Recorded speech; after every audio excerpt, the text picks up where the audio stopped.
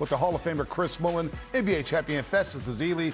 I am Bonte Hill. The hot shooting started early, and it lasted throughout the game, Fezzy Phil. It was the three-point shooting in the first half, and then the Warriors ended up just going crazy in the second. I mean, Bonte, if you didn't watch this game and you just looked at the numbers purely, it looked like the Warriors had an incredible offensive night, and they did. They shot the ball incredibly well, 53% from the field. You know, they made 23 threes. All these numbers were incredible. But as the Warriors extended their lead, they kept letting the Utah Jazz back into the game. They got it through offensive rebounds. They got it through points in the paint, getting layups at the rim. I think the Warriors, this was more an offensive game where Moses Moody showed out than it was a defensive game. Yeah, the efficiency numbers off the charts. The Warriors shoot 53% from the field, 42 from three, 83 from the free throw line. They get 5 players off the bench in double figures. Yep. You said, Festus, Moody had a big-time game at 26. Steph had 27, 37 assists. A good feel-good game because they're coming home to have some tough home games before they go on back on the road. Some important games coming up before the All-Star break. Detroit, Philadelphia, Phoenix, and the Lakers. That's such a monster 4-game stretch. But one guy who's rolling right now is Moses Moody. He's a lifetime 43% shooter from the three-point line in the month of January. He stopped by with Fitz and Buki.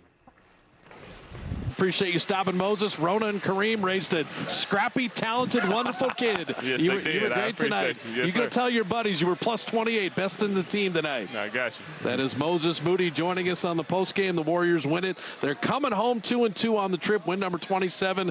Bring on the bad boy Pistons on Friday night. If Steph Curry can get out of the autograph line and we can fly home. No, he's going to take his time and sign some autographs. Yeah. All right, you see Moses Moody and his three-point percentage by month this season. Now, keep in mind, this is the 7th time this season he scored at least 20 in a basketball game. The 9th consecutive game he scored in double figures. But more importantly, the efficiency numbers, Willie, are going up and up as he's settling into the starting lineup. He's had a great month.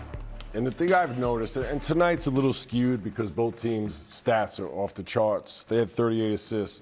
But it seems to me, Festus and Bonte, he's getting the ball earlier in the shot clock. I feel like early in the season, he got a lot of late shot clock contested threes.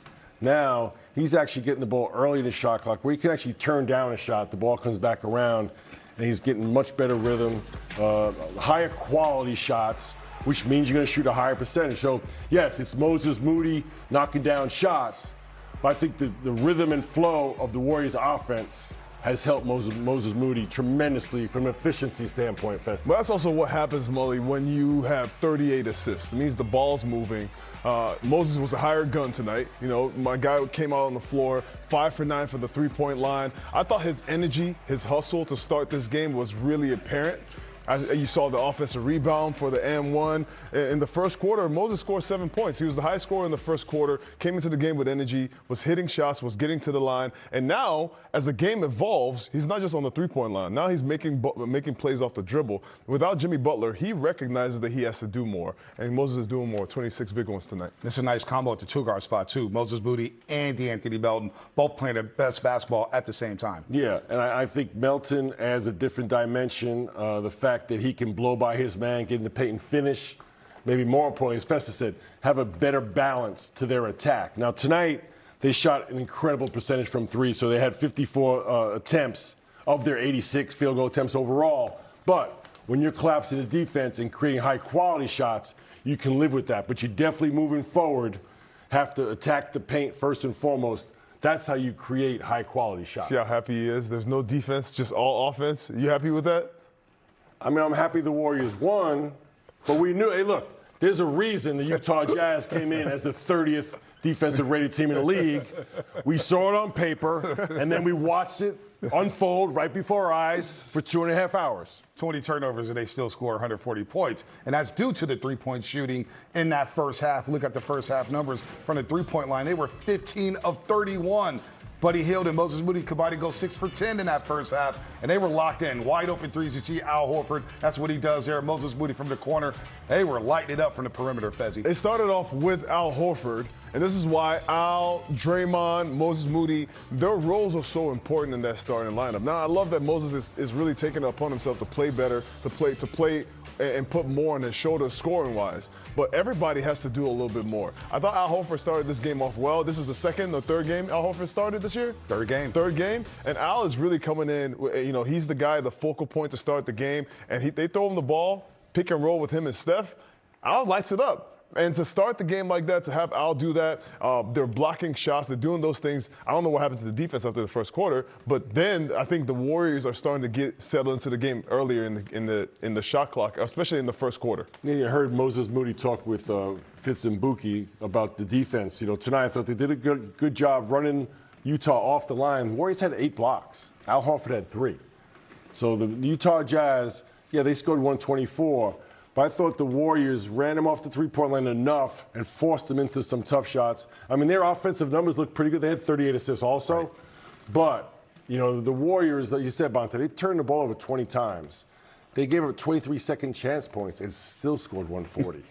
Insane. The first quarter was offensive explosion. First quarter was a difference. They gave up only 24 points in that quarter. That was the only quarter somebody scored under 30 in this basketball game. The Warriors scored at least 33 points in each quarter of this game. Utah 31, 38, and 31. But, we got to talk offense. We got to talk about the chef, Stephen Curry, of course, who's making more history, surpassing the great Paul Pierce. We'll get to that in a second here.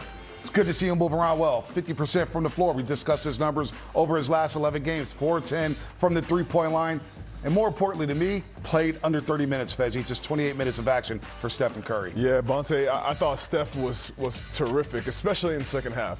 A couple turnovers in the first half, and you know what happens. He just came back off of, a missed game. We were trying to watch him to see how he was moving with the knee soreness. Well, he came into this game in the third quarter, and he looked like the Steph we know, all right? 12 points for Steph in the third quarter, lighting it up, really propelling this team to extend that lead. And, Steph Curry magic. He changed his shoes at halftime. Went to a little aqua green there. But, Bonte, you look at the stats there.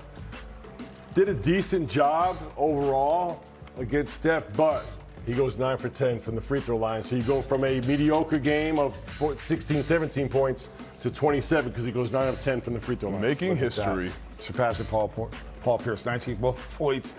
Most points in NBA history. He's going to get to Shaquille O'Neal in the next couple years here. So Stephen Curry continues to climb that ladder. But it was good to see this bench really help out Stephen Curry because at times the starters were struggling in that first half. But the bench mod comes up. Again, 5 players in double figures off that bench. And that's imperative moving forward to help out Stephen Curry and shoulder some of that scoring load. And when you shoulder that load, that's really important because Steph only played 28 minutes tonight. That's going to be important moving forward. I mean, with Jimmy out of the lineup, there's going to be more pressure for Steph to do more. But you don't want him to do it unless it's necessary. The Utah Jazz, this is not a good scoring team. This is not a good team. So for the bench to come into the game and make the impact they made, 67 points by the bench, everybody made an impact. I mean, almost everybody had a double figures. Draymond didn't score tonight, but everybody else made their impact in the game right now. And I think that's really important moving forward. Everybody has to contribute a little bit more. Yeah, 5 players in double figures off the bench. That's an amazing stat in itself. And Fezzi mentioned 67 points.